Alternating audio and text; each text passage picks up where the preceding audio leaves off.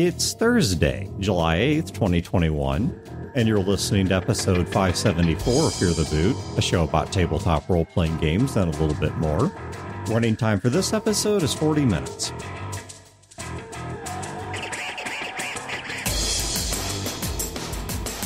Welcome to Fear the Boot. My name is Dan. This is Wayne. My name's Chad. I'm Brodeur.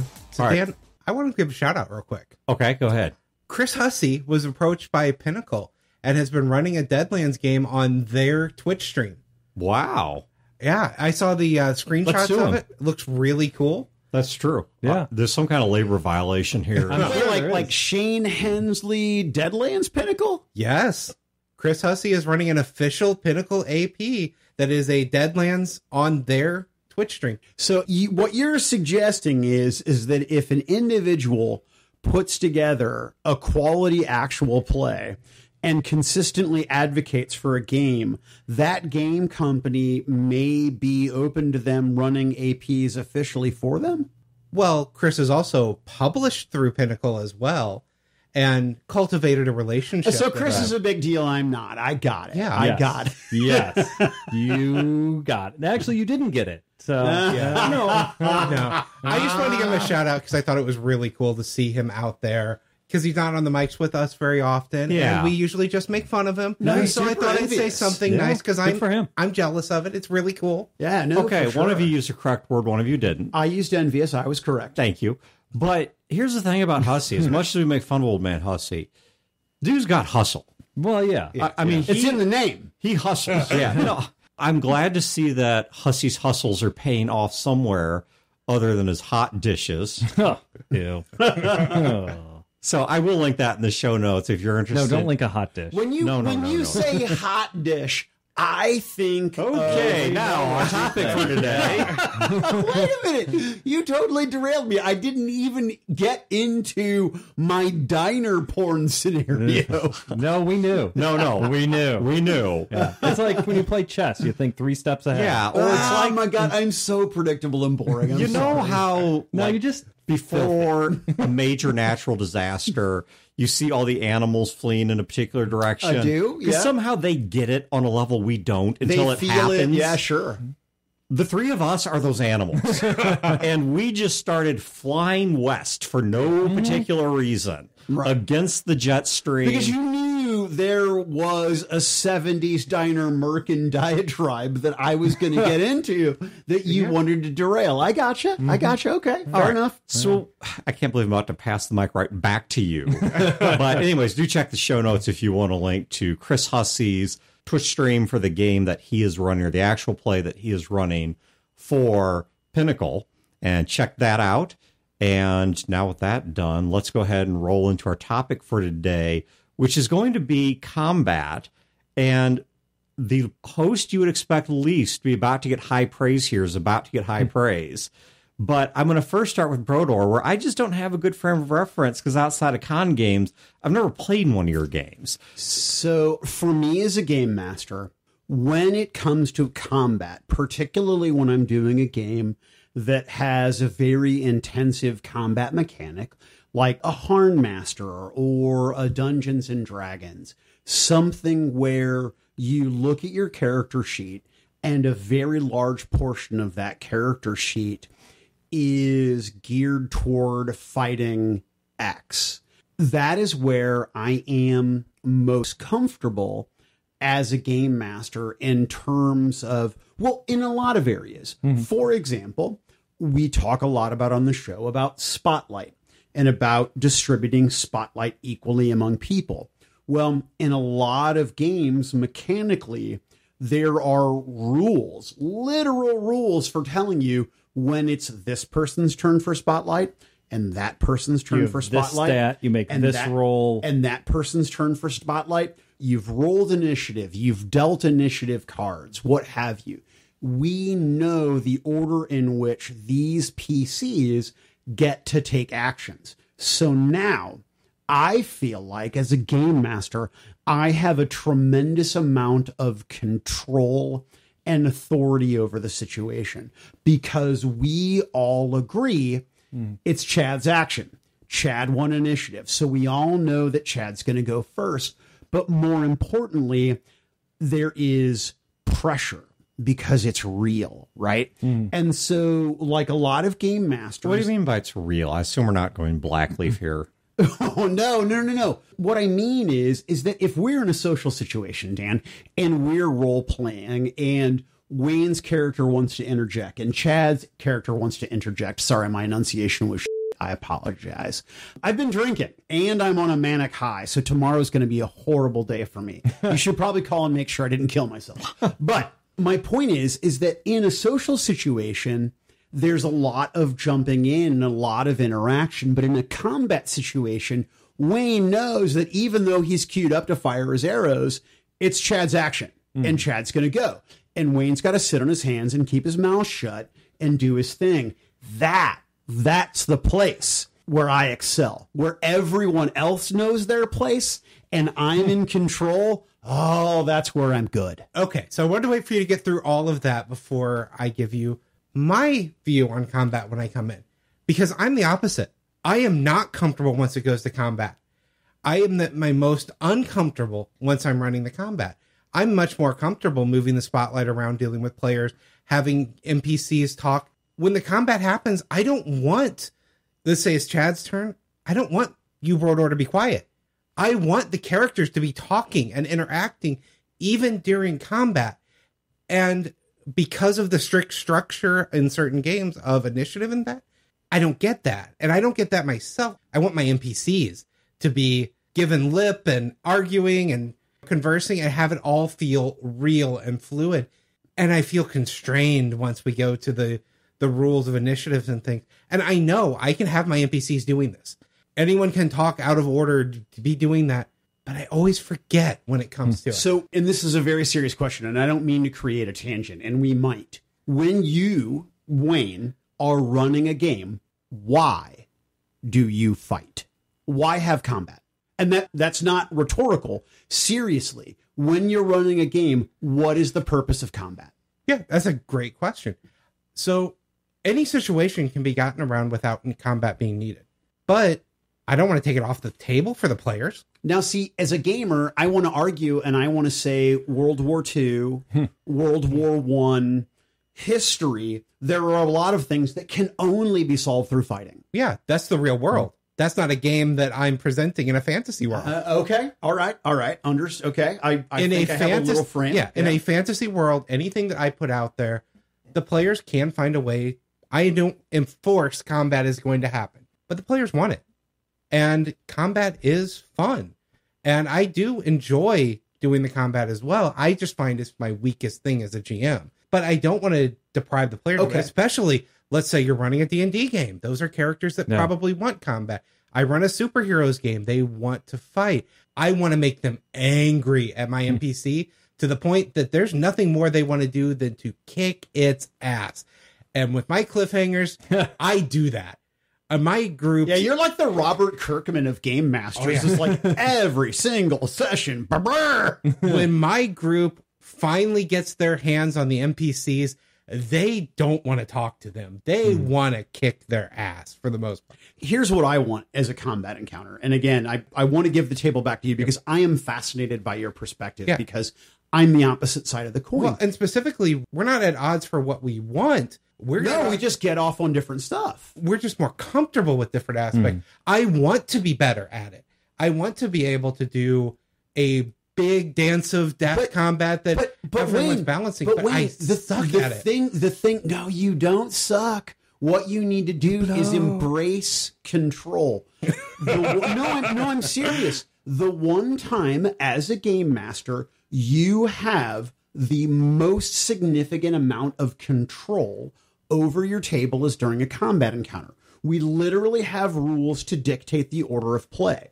We literally have rules for each particular character type or character class and what they can and cannot do. There's very, very few curveballs that you're going to be thrown, but even more exciting, you have an enormous toolbox of curveballs that you're going to throw them.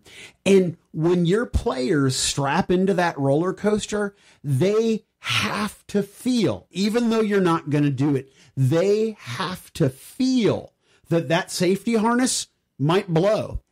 I guess my thing is, I want those curveballs. Mm-hmm. I want it to feel like a role-playing game and not a miniature. You don't want it to feel like the Final Fantasy video where you're walking out and talking, and you zoom in. That's not to say curveballs don't exist. It's just if you browbeat them, right? If you no, I'm serious. If you browbeat your players with the actual pressure that should be there, like one of my least favorite things that players try to do in a combat encounter, let's have fun. Is no. Fun's great, but they want to talk to each other about, oh, well, you know what you should do? You should cast da-da-da-da. No, f*** off. Right. That's not what we're doing. The time to talk was before we rolled dice for initiative. Now is the time for action. It is your turn. What do? You don't. Great. Wayne, it's your turn. What do? Great. You did that. Wayne, let's resolve that. Perfect. Dan, it's your turn. Oh, Chad, you want to interject? Great. You roll your whatever to try to interject on the bad guy, whatever. You just keep going and going and moving and moving and moving and moving. And then people are losing hit points. They're taking major harms. All of this bloodshed and flow is going. And there's absolute chaos. And the only person at the table that has any idea about what's really, really going on is you. So I want to agree and disagree with you on something. I 100% agree. I hate it when people are sitting there talking strategy in the middle of it, out of character. But like rules, meta. Yes. Oh, from a meta don't standpoint. do lightning bolt. Do fireball because it does 3.5% more damage on Chad, average. Shut the f*** up. It's Wayne's action. Wayne, what do you cast? Yeah. And that doesn't mean to be a dick. You're right, because it deflates that excitement, that danger. It forces my foot off the throttle. However, I want the characters to be able to do that. If they're in the middle of the fight and let's say Chad's character's getting hit, I want him to turn to the healer. Where's the fucking healing? Yeah. But I want his character to do it, not him. Yeah. Oh, we're on the same page. We're absolutely on the same page. Johnny Lightning! Cast a lightning bolt! You can't give 3 or 4 sentences. You've got 5 seconds to do this in. But what do you say to him? Right. I want that to be happening. Right. I say page 68. It's got the crit rules. Johnny Lightning, read your goddamn character sheet. But here's the other thing. God, I hate Johnny Lightning. The power that you have as the game master. I am so going to create an NPC in some game that fits. Like next superhero game, I'm going to create Johnny Lightning called Johnny Lightning because I know Chad's going to want to punch it in the face. Mm-hmm. When you are running a combat encounter as the game master, that is when I feel I am at my greatest in terms of thrill. That doesn't mean I don't have good narrative. It doesn't mean that I don't have good, strong, provocative, emotional stories. Your jam. It's my thing. I get it. And when I'm running a combat encounter and I'm on my side of the screen and I know what's going on and everything for the players, right? So when I'm a game master, I'm concerned because there's so much going on in the world, right? You have all your rules, Chad, with your character. And Dan, you have all your rules with your character. And Wayne, you have all your rules with your character. But more importantly, and Johnny Lightning hasn't read any of them. You're Wayne, right? And you're Dan. And you're Chad. And you're sitting at the table with Phoenix and with John or whomever. And individually, you're smarter than me. But collectively, I have no chance. However, when we sit down at a fight, all of that falls away. And you're Dan, and he's Wayne. And Wayne thinks he knows what Dan should do, and Dan thinks he knows what Chad should do. But none of y'all f***ers know what I'm going to do, and I control the throttle. Well, and you don't see my dice, and you don't know what's going on. It's like BDSM, and only I know the safe word. You know what? Okay. Is it pineapple? There's one big difference there between me and you as well. I typically roll out in front of everyone. I don't fudge dice. You never fudge dice in favor of you, but you have unless to be it's interesting. You have to be in a position to fail in favor of your party. And here's why I say that. That's my break. So I've got my throttle, right? I can make the combat encounter as difficult as I want until we roll initiative. Then I have to massage. And I have to figure out all my bells and my knobs and my throttles and my yaw and my tilt and figure out what can I do to make all of you motherfuckers feel like I'm going to run a TPK, but I know I'm not. And you know what? When you showed up today at 6 o'clock and you sat down and we bullshit for a half hour, you knew I wasn't going to run a TPK either. But at 7:30 tonight, you guys were convinced I was going to run a TPK until I didn't. Well, and this might be a semantics thing. I don't fudge the dice. I fudge the stats that they don't know. So, okay. So it's 6 of one, half a dozen the other. The thing is that we're lying to them and they don't know we're lying. But more importantly, even if they know subconsciously, they don't give a because it was fun. Yeah. For you, at that point in combat is when you feel like you have the most control. In my case, is where I feel like I have the least. I'm controlling the whole world and the rules are whatever I want to adjust the rules to what's be your body outside. Wait. Hold up here. All right, we got to give some structures. There's been about 25. Control your podcast. Yeah, Dan, take control of your show here. There's been about 85,000 points in there, and I got to start putting these in some kind of structure. All right, so first off, I'm going to back way up here. Brodeur, you talked about spotlight management, and I think you just put words to something that I have intuitively felt for a long time, but was never able to pin down. This is why I so profoundly hate mechanics like shaken. I thought about this on the drive here. I get and D&D has spells like hold person or whatever that effectively do the same thing.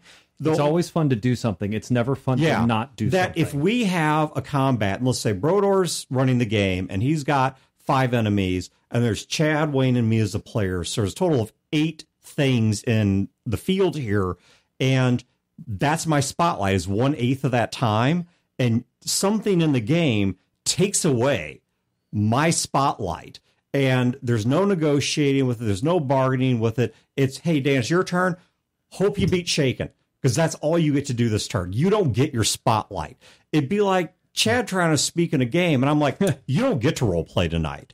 Shut up. Your voice box got cut out for no reason, and you're handcuffed, and so you can't sign, and you sit there while everyone else role plays. Oh my God. I'd get a vocoder, and I'd start doing some West Coast 90s rap. And even if you're looking at turns of spotlight, there are different characters in different classes. We keep going back to D&D.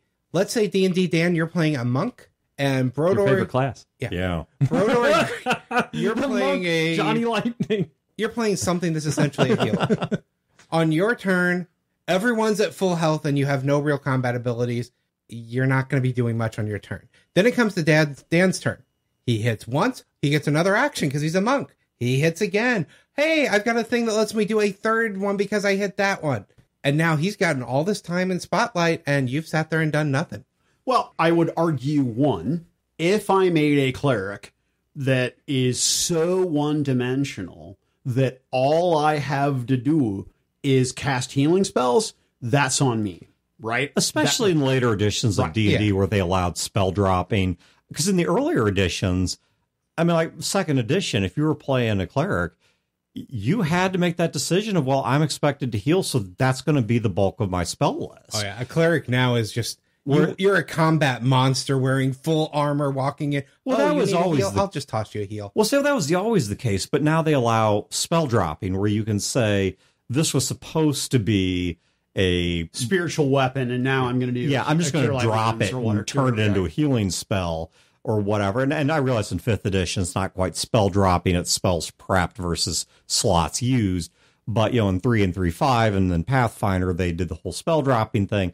Honestly, I don't know what they did. Well, in 4th, I guess they had the cards you flipped on cooldowns. But, it gave you the ability to be something more, such that if when combat occurs, you can do nothing, unless the GM has screwed you in some really unexpected way, that's probably a mistake in character creation, or at least character prep for that game. You made some choice that excluded you from that situation, which I think is no different than saying, well, we're going to play a game of Shadowrun and I'm just not going to have any decking skills. Well, that's fine, but if you have no computer skills and that scene comes up, you've accepted in character building that this is a scene where the spotlight's not going to be on you. But when something comes along like Shaken or whatever, or I fail a save against Petrify or whatever it may be, suddenly I'm out, and it had nothing to do with how I built my character. You know, well, and I really get what you're going for with this too, of if someone struggles with spotlight, that's something they don't feel comfortable with, having something that actually forces the spotlight, like initiative, I can see where that would be a really good crutch for you to have for that. For a player that's not comfortable as well, that's their chance to step up and shine. You know, I'm not comfortable talking down these other players, but initiative, they have to shut up and let me do my thing. Brodeur, I get it. It's not me, but I understand it. Yeah, Brodeur, I wanted to ask you actually about that, now that I'm finally putting some order to this chaos. When I was listening to you talk about combat, it sounded like, and I'm reading into this, so maybe you can tell me if I'm right or not here, but it sounded like when you're an open RP, that there's a lot more that the GM is saddled with that the game doesn't structure. Let's say you got a table with 2 Chads and 3 really quiet people juggling spotlight, figuring out how to engage them, trying to interact with their backstories, making sure that the, not one sitting, but the sittings overall are much more about one character than the others, how the NPCs respond. It is very sink or swim on your own merits. And the game itself, oftentimes, and there are exceptions depending on the system, but oftentimes does not give you any obvious way to structure that, to say, okay, the 2 Chads at the table, you cannot speak right now. Whereas combat both forces one party to back off, but forces another party to step up, and it structures and organizes. It kind of takes away a certain degree of, and I don't want to use the word control, because I think at the psychological level, it's more like accountability. Right? It's contribute or die. Well, okay. Yeah, but I mean, do you feel, okay, let's say you have players who are contributing. Do you feel that it's a little bit safer or easier as a GM when you're in combat, because some of those fuzzy, soft decisions are now suddenly very structured by rules? And, you know, the spotlight management comes from initiative. What you're able to do comes from character building. I never really thought about it that way. Honestly, this is the first time that I am considering, is it something that I like to do because it takes a player like Chad versus my buddy like Jeremy, who is a very passive, I strap into the roller coaster and enjoy the ride style player, and forces Chad to, you're both on the same ride, you're both in the same car, you're both going to have the same experience, and you both have the same relative rules that you can affect the story in. I never really thought about it that way. For me, it is the thrill. It is, I have all these tools. For example, I'm running Midnight, which I'm not, if you want to look it up, look up Midnight. It's brilliant. But I'm running Midnight. My players are at spot X, right? Doesn't matter where they're at. What matters is that the party's ranger, for lack of a better term, recognizes that there is something flying amidst the clouds on this bright sunny day with a little bit of cool cloud cover. And he sees this thing, and it has wings. And it's just woof, woof, woof. And then he realizes it has the body of some sort of apex predator cat, and it's descending. And then he sees Charlie Charles not pissed off. like that. Then he sees you said cat. Then it sees its tail, and he realizes, F me crooked, it's a manticore. Right? So one of your players at the table, one of your players at the table says manticore, and then you look at that arrogant son of a bitch who knows the rules, and you say elite stat array manticore, and he shits himself. Nobody else at the table knows what's going on. And then you look at that guy specifically, and you describe how folding out of the clouds, dropping and descending and falling into an almost like attack helicopter formation is the second manticore. Now, people at the table that don't know the rules are like, oh, there are 2 flying things. And in this campaign setting, we have a difficult time fighting flying things. But then the 2 guys at the table who know the rules are looking at me like I'm the world's biggest because here they are 4th level, and here are 2 CR6 elite manticores that are coming. Between the 2 of them, here come 12 D8 plus 3 each. See, but this is shout on the party. Time out, because this is what I'm talking about.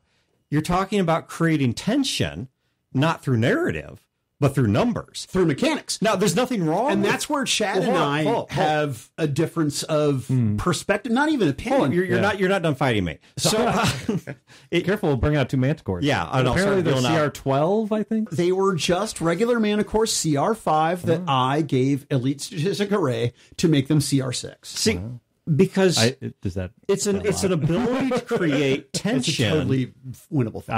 Right. All right. So let me say. So proud. We're pulling for you back home. We come up with thought exercise here. Let's actually we don't need to actually play this out. Just imagine this. And I say, try and scare me purely with narrative. And that's one challenge. But then I say... She's pregnant. Okay. See? But Chad, that's where you excel. And I'm going to there's something I want to talk about here on the counterpoint regarding you and our Blades in the Dark game here on this. I just haven't gotten to it yet because some of us are not ADD. And so... no, that's fair. Or mania or whatever it is you're doing right now. Mania for sure. Okay. All right. And I'm not making fun. I'm just... No, it's whatever. I mean, if you know what? Anybody who has my mental illness, off. But my point is that it's a very different sort of thing to say, scare me with numbers, right? You come up... twins.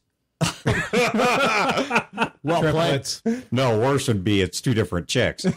But it's the difference between coming up with a story of why you're in debt to the IRS versus just saying, here's the tax bill and it's 50 grand. So here's the thing. I can do at my table, I have the luxury of being able to do both because I can describe this spiked tail cat predator bat winged thing to the dismay of actor and chef, right? And they'll be like, oh, this sounds terrifying. Oh God, there's a second one. But then there is a feedback loop at my table, right? Because the narrative-based players are uncomfortable with the description I made about the manticore. And I don't call it a manticore. I don't use the word manticore. I describe the thing, and my rules lawyer and my nemesis know exactly what it is, right? The other players at the table, they probably know exactly what it is as well, even though they don't know its stats. Now, what I can do is I can hit them with the cudgel of math. And then they look at rules lawyer and they look at nemesis and they see the second one come down. Now the party's like, oh crap, there's 2 of them. This is twice as difficult as we thought. But they look at the guys who know the numbers and they realize it's 5 times more difficult than they thought. And then the entire group deflates. You know, I've been watching a lot of documentaries. Exciting. I've been watching a lot of documentaries lately, like really detailed, like long, like series long ones. And Brodeur, you have no idea how well we start off with a scary idea and end it with a cudgel of math explains World War II. In every theater, pretty much. But it's true. But then here's what you do. So I have my dice behind the screen. I don't cheat in favor of me because I've already done that by stacking the encounter. Right. I've already stacked the stats in my favor, right? So I've done the opposite of Wayne. Right. I have stacked the mathematics in my favor, but just a little bit, right? Just like playing craps at a casino. It's always going to favor the house, but not statistically enough that your dumbass won't come back because you're going to be back, right? So what I need to do now behind the screen, how much gas do I put on this throttle? Was that nat 20 a crit or was it just a hit? Because I can look at Karthus's hit points because I have a combat matrix of the party behind my GM screen. I know relatively how much damage I've done. I better make that a regular hit. He's terrified. He's afraid he's going to die, but I didn't kill him. He doesn't know that I could have killed him, but I didn't. All he knows is that I want to kill him. That's the other thing. When you're running a combat encounter, you need to engage combat with the enthusiasm of a sadist. Okay? Don't say, I want Chad's character today, because you're playing Cletus, and Cletus is a brilliant human fighter barbarian with an 8 intelligence and a 10 wisdom, but the biggest heart in the world. I love Cletus. I don't want to kill him, but I need you to feel that this mana core is going to kill Cletus. Right. You have to know that. You have to know that I am going to do my best as the Manticore to kill Cletus. Not Cletus. Even though the social contract dictates, you and I both know that that's not actually what's going to happen, but you have to feel that tension, right? So Brodeur, I think this is going to hurt you to hear, and this is probably why I suck at combat. Except for D&D, most of the times, I don't have anything statted out. You stat stuff out for D&D? For D&D, I do. So again, that Amateur. doesn't hurt me. It's just like if I mean, specifically, like, how much stress does this monster have in Dresden Files? What are its skills? I don't know until I need to roll it. Then I decide, oh, it sounds like it might be a +3 to this one, or whatever. It's all smoke and mirrors. Can I tell you a secret? Yeah. I don't have to do that, because it's like the elephant and the chain. Circuses, when you first break an elephant, you wrap it with a chain. But eventually, the elephant just gets tired of trying to break the chain, and you can tie it with a rope. Now, the elephant very easily is going to break that rope, but you know what? It's fucking broken. It's tired. It's like stamping the reins of a horse. You've already broken your players. Yeah, my players, you got to run a TPK, Wayne. You got to kill motherfuckers. They have to die. They have to feel it. They have to know that you will fucking murder them, and you will blow load in your pants when you murdered them. With the exception of one-shots, con games, things like that, I can't think of a single character I've ever killed. I narratively made them think that I killed one of Chad's, but he wasn't dead. He came back. He played another character for a while. Yeah, see, I tell you, I've definitely come from a different perspective, because let's roll this way, way back. Our first games, well, I say our here, I mean like mine, and well, I guess Chad did play some D&D, but at least with most of the people I ran with, they were all FASA products. And there's a story for that that's been told in other episodes. If you want to know why, I don't know. I'm not going to tell it again right now. But we started off with FASA Star Trek. And, you know, in FASA Star Trek... Well, I mean, a disintegration rate. Yeah. Guess what that does? You're not It there. disintegrates you. It doesn't do 5 hit points of damage. Yeah, many of the weapons did not have a numeric damage. It's just they're not there anymore. Yeah. They just do an overlay of the two scenes or the two camera angles. And in one, the person's there, and then they have the person walk off scene, film an empty area, and put a special effect in the middle, and that's how it works. Somebody shoots you with a phaser or disruptor. If it's a high-grade one or even a decent one, there's no damage to it. It's just plain, they're gone. Right. They're particles in the wind. You're trying to not breathe them in at this point. But anyways, my point is, though, so I move on from that to... We played some Shadowrun, which first edition Shadowrun was very difficult to run. So I'm just going to skip over that one and go to our third game, which was Battletech. Battletech is all profoundly above board. The only wiggle room I have, because if you are standing at this distance, at these speeds, behind this train, everyone can see the math. And in most of the times I've run Battletech, there was at least one other person at the table who had a cheat sheet from the back of the book and could see the math as plainly as I could. An inner sphere PPC, particle projection cannon, does 10 points of damage. If you look at me and say, okay, the PPC hits, Chad, you take 28 points of damage, I'll be like, what?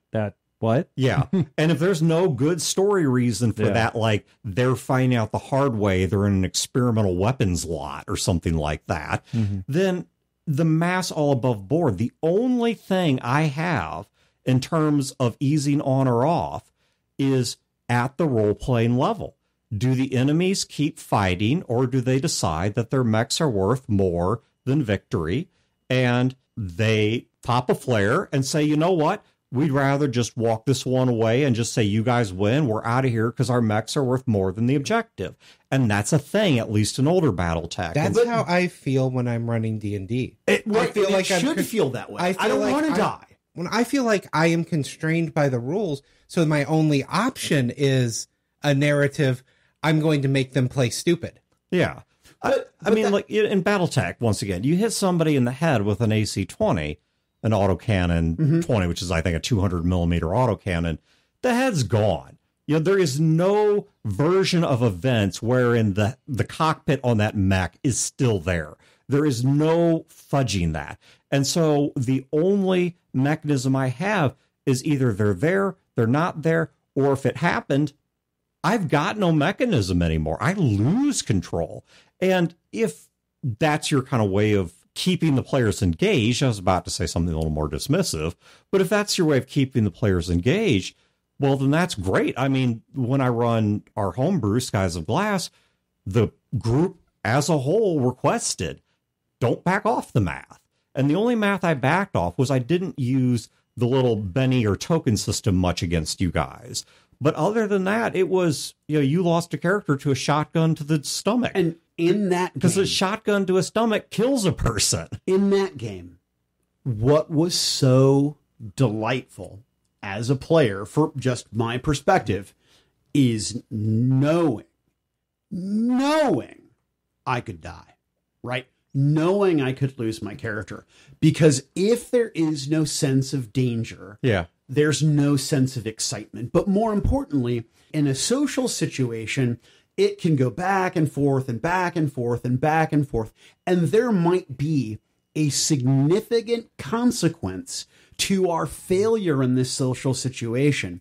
However, in a fight, failure is death. Failure is I lose my character. Yep. There is a stake. There is something on the line in a combat situation that feels different to, I think, everybody at the table than the consequences of a failed social situation. So, Brodeur, do you find combat in Blades in the Dark exciting? I adore it. I absolutely love it. Chad can't kill you. So park that thought, because that's a big onion that I want to unravel or go through the layers of. That's a really mixed metaphor. But there's something else. But Blades in the Dark is the next evolution of a role-playing game, right? What I'm talking about is I'm talking about a game that is distinctively two things.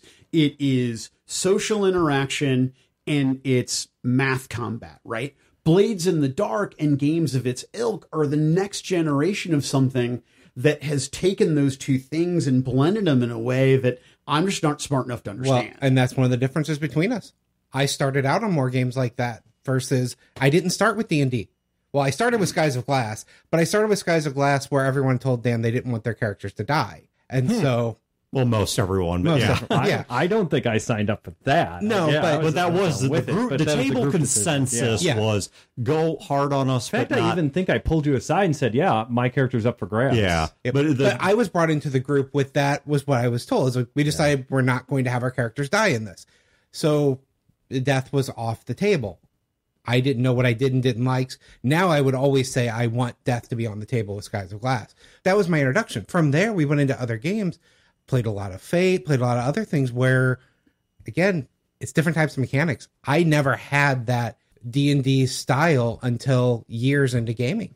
The thing about Chad's game and Blades in the Dark is that I know if I do something colossally stupid, colossally foolish, right, that there will be a consequence to that action. Even if it doesn't result in my death, there will be a consequence. Because in Blades in the Dark, the worst thing that could happen to me is getting a fourth trauma and losing my character, right? Right. So, and the character doesn't die. Right. But it's taken away from me. Right. And that is as good as death. So the tension for me as a player is still there. That there is something that if I behave inappropriately to the world or to my character, I could lose it. And that danger, I think, is important. This has been a production of Fear the Boot, copyright 2021. Listeners are free to use this episode in a non-commercial endeavor so long as credit is provided to feartheboot.com. You can find previous episodes and other resources at feartheboot.com. If you wish to support this show and its related endeavors, you can do so at patreon.com/feartheboot.